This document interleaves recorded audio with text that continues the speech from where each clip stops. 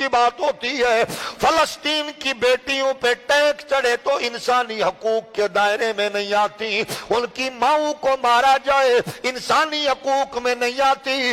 اسرائیل کی دہشت گرد وزیر کہے کہ اس پر فلسطینی ماؤں کو مار دو کہ ان کی آغوش میں کھیلنے والے بچے دہشت گرد ہیں، تو دنیا کا کوئی میڈیا دکھانے کے لیے تیار نہیں۔ اگر وہاں مسجد اقصی کے قرب و جوار میں بڑے قبرستان کو منہدم کر کے محلات تعمیر یا ان کی کلونی بن جائے تو یہ انسانی حقوق کی پامالی نہیں کہلاتی۔ اگر رونگیا کے مسلمان بچوں کو مارا جائے وہ انسانی حقوق کی لسٹ میں نہیں آتے۔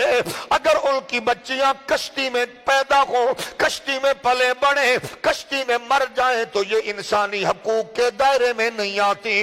شام کے روتے بلکتے بچے انسانی حقوق کی لسٹ سے خارج ہیں۔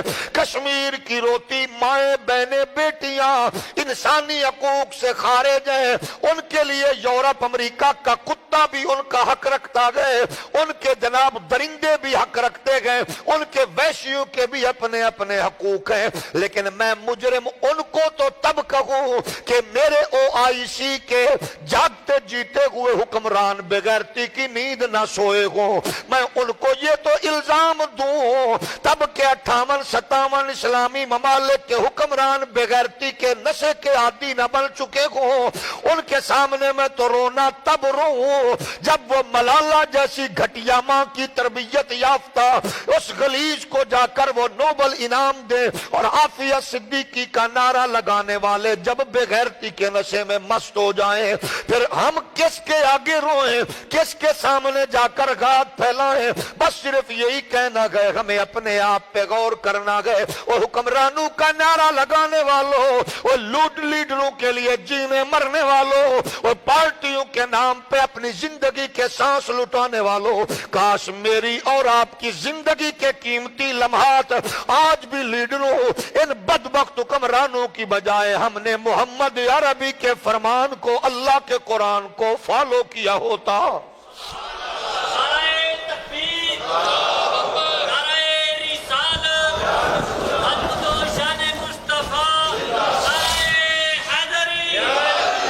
عالمی دنیا ہمیں توڑ توڑ کے مارنا چاہتی ہے۔ کبھی ایران کو دھمکی سرمایہ سعودیہ کا، کبھی شام کو دھمکی سرمایہ سعودیہ کا، کبھی عراق کو دھمکی مال دولت ایران کا، کبھی کویت کا پیچھا۔ یہ ایک دوسرے سے گتھم گتھا ہونے والے حکمرانوں ڈوب کر تو مرو۔ کبھی تم نے سوچا کہ وہاں تو پرابلم ہو تو امریکی بیڑے مختلف جناب والا آپ کو نظر آتے گئے بندرگاہوں پر، کیا کبھی مسلم ممالک بھی ایک دوسرے کی مدد کے لیے آگے بڑھے؟ ہمارا تو ایک جسم کی مانند تھے، تم نے قوم کو دیوبندی وہابی سنی شیعہ میں یوں تقسیم کیا، نفرتوں کی دیواریں کھڑی کر دیں۔ لیکن سوچو تو صحیح، ایک دوسرے سے ٹوٹنے والوں، یہاں تو تمہارے بٹھائے ہوئے شرطے اور بدماش ملا مسجد نبوی میں بیٹھے ہو تو وہ بھی بھونکنے کے لیے 11ویں کے ختم پر اتنی لمبی زبانیں نکالیں۔ وہ تو ختم شریف، درود شریف، گنبد خضرا اس پر زبان درازی کریں، لیکن اگر تمہاری مسجد کا امام یہ کہہ دے اللہ یہ سعودی اور شام دونوں بھائی گئے ان کو آپس میں ملا دے، تو اس امام کو تو پھانسی دینے کے لیے تم نے تاریخ کا تعین بھی کر دیا۔ یہ کون سا دین ہے؟ اگر تمہارا امام سعودیہ کا یہ کہہ دے اللہ امریکہ کی پالیسیوں کی بدولت اس کو برباد کر، تو اس کو تو تم ایسی جگہ گم کرو کہ نشان تک نہ ملے۔ یاد رکھو امت مسلمہ پر اپنے سرمایہ کے بلبوتے پر عالم کفر سے حملہ کروانے والوں، یہ آگ مجھے لگا رکھے گو، ایران کو لگا رکھے گو، شام کو لگا رکھے گو، یہ آگ میری طرف تو تمہاری طرف تو بڑھ ہی رہی ہے، لیکن تمہیں بھی عنقریب جھلسانے والی ہے۔ ہوش کے ناخن لو بچ جاؤ گے، ورنہ تاریخ تک نہ ہوگی داستانوں میں عالم کفر کبھی کسی کا حصے دار اور کبھی کسی کا دوست نہیں بنا، وہ اکٹھے ہو چکے گئے۔ یاد کرو میرے نبی نے 1400 سال پہلے فرمایا، صحابہ ایک وقت میری امت پہ ایسا آئے گا جب عالم کفر اکٹھا ہو کر میرے غریبوں پر، میری امت پر یوں چڑھ دوڑیں گے، مسلمانوں پر یوں حملہ آور ہوں گے جیسے بھوکا بندہ روٹی پر دسترخوان پر آتا ہے۔ عرض کی گئی آقا مسلمان کم ہوں گے؟ فرمایا نہیں زیادہ ہوں گے۔ پھر فرمایا وہن کے مرض میں مبتلا ہوں گے۔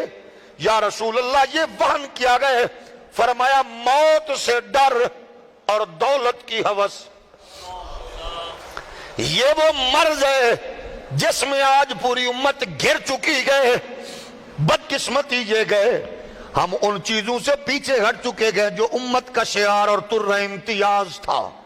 میرے کریم آقا علیہ السلام کے پیارے غلاموں، اقبال کہتے گئے، اخوت اس کو کہتے گئے، چبھے کانٹا جو کابل میں تو ہندوستان کا ہر پیرو جوان بے تاب ہو جائے۔